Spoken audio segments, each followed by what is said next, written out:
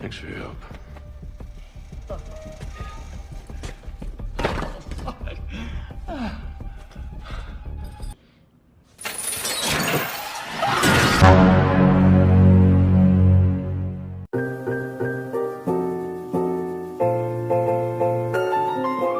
Halo Rebahaners, dimanapun kalian berada, bagaimana kabarnya?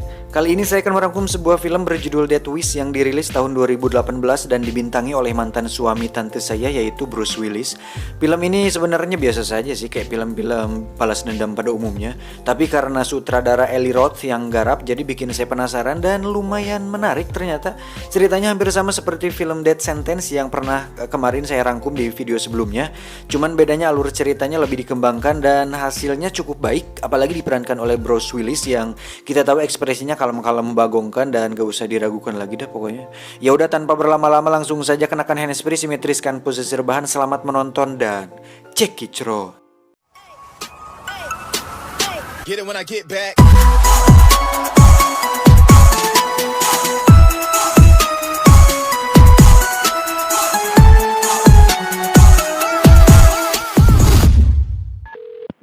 What is your emergency? I just shot my brother.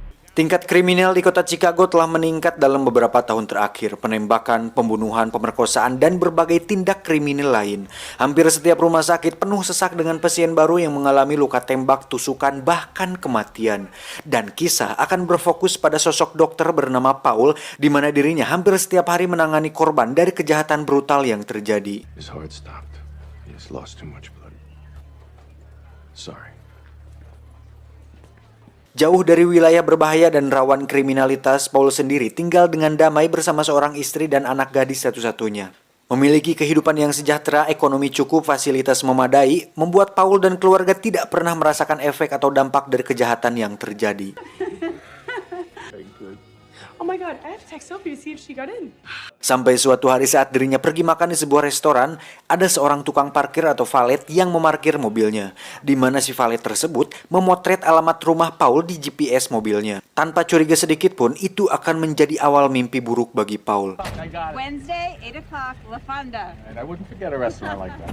Hingga suatu malam saat sang istri dan anak tengah berdua di rumah, terlihat sebuah mobil sudah terparkir di semak-semak rumah mereka. Saat sang ibu sedang berada di dapur, beliau pun melihat jendela dan pintu sudah terbuka. Dari situ, dia sudah merasa bahwa ada sesuatu hal yang tak beres, lalu menyuruh sang anak untuk turun. Saat melihat ada jejak kaki di sana, si ibu pun makin yakin bahwa ada seseorang yang berada di rumah mereka. Dan benar saja, si anak yang tengah berada di kamar langsung dibungkam dan ditodongkan sebuah pistol di kepalanya. Dan ternyata ada 3 orang perampok yang berada di sana. Pria yang satu pun menyuruh 2 pria lainnya untuk mengikat si gadis dan diperingatkan untuk jangan berbuat macam-macam. Dia sendiri akan ikut bersama si ibu untuk membuka berangkas dan menggasak semua harta yang ada.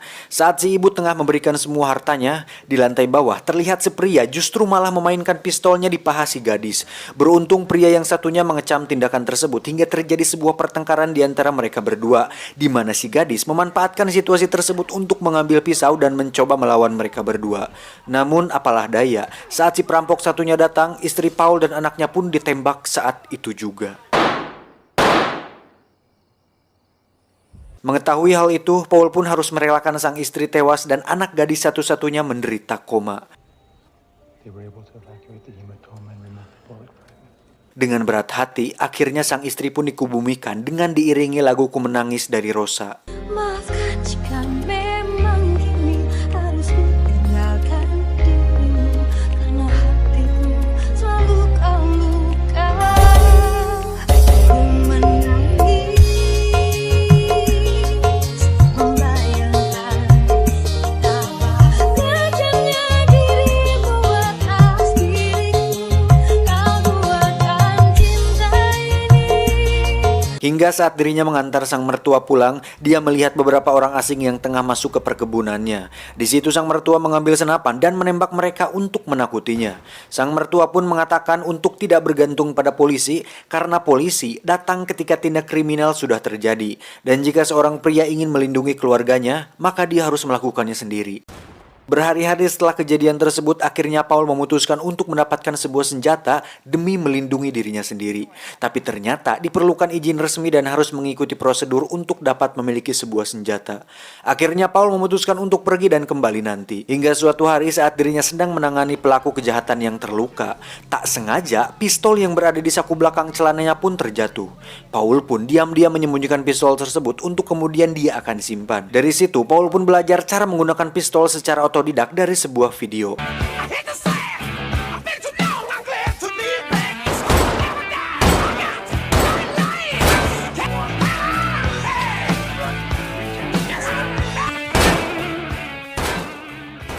Saat melihat kondisi anak gadisnya semakin menurun, Paul pun memutuskan untuk pergi keluar dan masuk ke wilayah yang rawan kejahatan.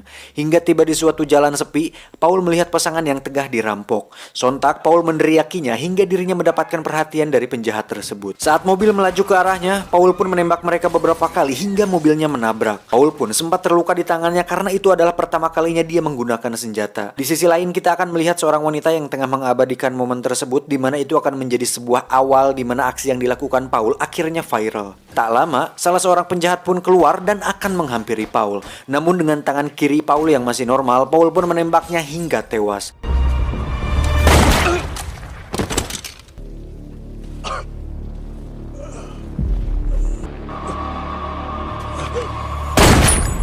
Dan saat menghampiri si penjahat satunya, Paul pun merasakan suatu sensasi puas di mana akhirnya dia bisa melenyapkan sebagian sampah masyarakat di muka bumi ini.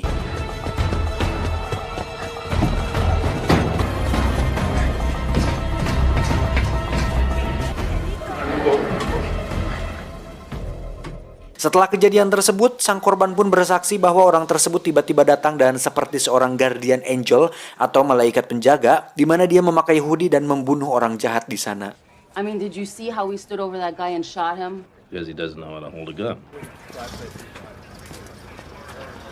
Berita tersebut pun dengan cepat menyebar dan menjadi viral di media sosial. Suatu hari saat Paul menangani seorang pasien yang masih anak-anak, dia melihat bahwa anak tersebut tertembak di bagian kaki. Saat ditanya, si anak pun menjawab bahwa hal itu dilakukan oleh seorang pria kulit hitam yang suka menjual es krim di wilayahnya, di mana orang tersebut sebenarnya menjual narkoba dengan berkamuflase sebagai penjual es krim. Bermodalkan alamat si anak, Paul pun secara terang-terangan datang ke sana dengan khas jaket hoodie-nya. Tanpa banyak pikir, Paul langsung menembak beliau di tengah siang bolong. Insiden kedua tersebut pun kembali meresahkan dua polisi wilayah yang dimana mereka berdua adalah polisi yang sama yang menangani kasus Paul. Hingga Siti dan Bambang akhirnya menemukan sebuah fakta bahwa si pelaku adalah orang yang sama dengan kejadian tempo hari.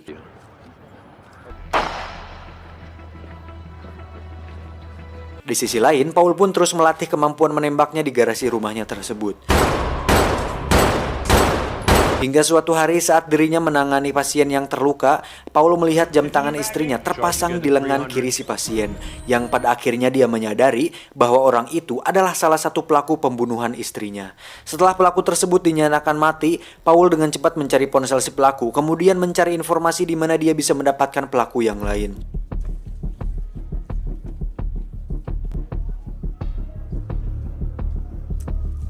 Hingga tibalah di sebuah toko yang menjual barang curian, Paul akhirnya memulai misi perburuan pelaku pembunuhan keluarganya. Hey, buddy, you can't be back. Ketika sang pemilik toko menyadari bahwa Paul adalah salah satu korban kejahatan teman-temannya, dia langsung menghubungi salah satu pelaku untuk datang ke sana. Dan pada suatu titik ketika si pemilik toko akan mengambil senjata, Paul langsung menancapkan dart di tangannya. Kemudian meminta si pemilik toko untuk menunjukkan di mana barang-barang miliknya disimpan. Dan Paul pun akhirnya bisa mendapatkan kembali cincin miliknya. I hope it was worth it, asshole. Tapi tiba-tiba, salah satu teman pelaku tersebut pun datang kemudian menembak salah sasaran yang mengakibatkan si pemilik toko pun tewas. Terjadi tembak-tembakan di mana si pelaku akhirnya kalah karena kehabisan peluru.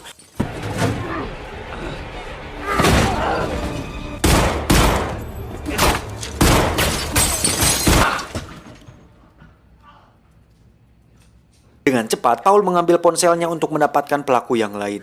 Saat lengah tersebut, pelaku berhasil menendang Paul hingga tersungkur ke sudut ruangan yang membuat bola bowling di atas rak menggelinding. Hingga saat si pelaku akan menembak Paul, dirinya justru tewas karena katengar oleh bola bowling tersebut. Dan itulah yang dinamakan apes, mamam. Atas insiden ketiga tersebut, pria berhoodie misterius pun semakin hari semakin viral dan menjadi headline news di Chicago. Siti dan Bambang pun datang ke kantor Paul untuk memberitahunya kabar baik bahwa salah satu pelaku pembunuhan istrinya sudah mati. Yang padahal itu semua adalah dilakukan oleh Paul. Paul pun dalam hatinya berkata, gawe naon atuh sia teh koplok, gua juga yang harus turun tangan, Bang. Sat! We did find this ring at the crime scene. My ring. Yeah, that's what we thought. Dengan informasi yang didapat dari ponsel milik teman si pelaku, Paul pun mendatangi pelaku kedua yang merupakan seorang mekanik bengkel, di mana pria itu adalah pria yang menggesek-gesekkan pistolnya ke paha anak gadisnya Paul.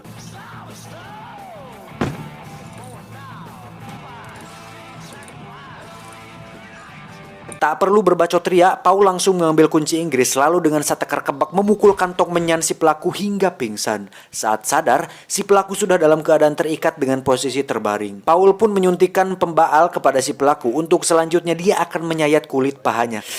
Ngilu bangsat kelihatan asli loh adegan ini. Kalau ditayangin bukan dolar kuning lagi nih mah, dolar merah nih monyet. Anjir, parah loh, kelihatan asli anjir. Lanjut, karena Paul seorang dokter, dia pun mengetahui titik syaraf mana agar si pelaku merasakan kesakitan, dan itu dilakukannya untuk memaksa si pelaku buka suara mengenai pelaku ketiga yang ikut dalam kejadian tersebut. Setelah selesai, Paul pun meninggalkannya, dan si pelaku pun modar. You're not gonna kill me. Dan saat Paul menemani anaknya yang sudah mulai kembali pulih, tiba-tiba dia mendapatkan telepon dari si pelaku ketiga, di mana dia mengancam akan datang langsung kepada Paul. Hingga saat sang anak sadar dan sudah boleh pulang ke rumah, disitulah Paul mulai menyusun sebuah rencana peperangan, di mana Paul datang kembali ke toko senjata dengan membeli beberapa senjata api berkaliber besar. Dan saatnya tiba, Paul menyuruh anaknya untuk bersembunyi. Paul pun mengelabui pasukan si pelaku dengan menempatkan sebuah guling di tempat tidurnya. Dan dengan strategi ala John Wick dari film yang sudah ditontonnya, pasukan tersebut pun bisa dengan mudah dia bantai.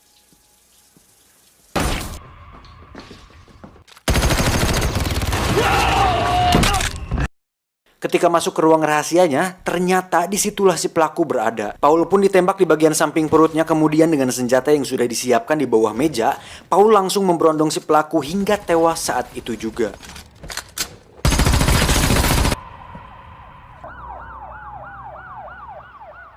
Sementara itu, Siti dan Bambang pun tidak bisa menemukan bukti atas pembunuhan yang telah dilakukan oleh Paul dan menganggap kejadian tersebut sebagai bentuk pembelaan diri.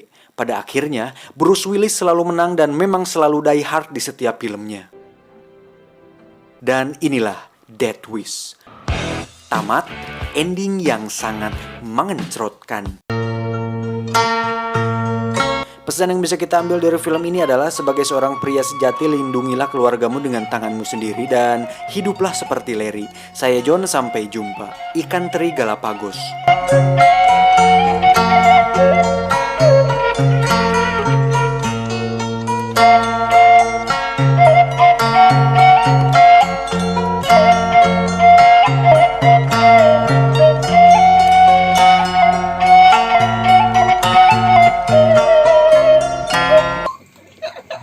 Kuncikan. Halo. Kuncikan Bagong.